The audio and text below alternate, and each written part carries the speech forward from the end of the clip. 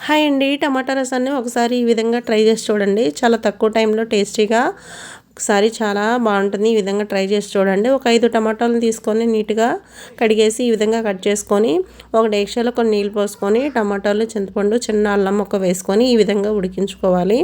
ఇలా ఉడికిన టమాటాలని బాగా స్మాష్ చేసుకుంటూ ఉడికించాలి. చల్లారిన తర్వాత టమాటాలన్నింటినీ ఈ విధంగా స్మాష్ చేస్తే పైన తొక్కంతా కూడా వేరైపోతుంది.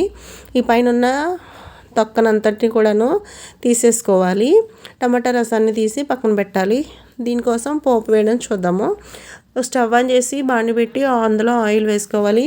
జీలకర్ర, వెల్లుల్లి, ఆనియన్స్, పచ్చిమిర్చి వేసుకోవాలి. ఒక 2 ఎండుమిర్చి ఈ విధంగా తుంచి వేసుకోవాలి.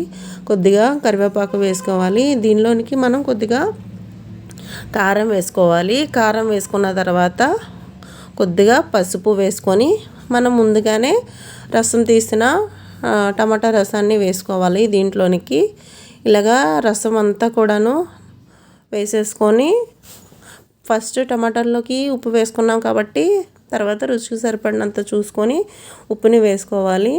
దీనిలోనికి ఒక స్పూను రసం పౌడర్ వేసుకొని మూత పెట్టి బాగా మరిగేంత వరకు కూడాను మరిగించాలి. ఆఖరికి కొద్దిగా కొత్తిమీర వేసుకుంటే ఎంతో టేస్టీ అయిన కమ్మనైనా సరే టమాటా చారు అనేది రెడీ అయిపోయింది.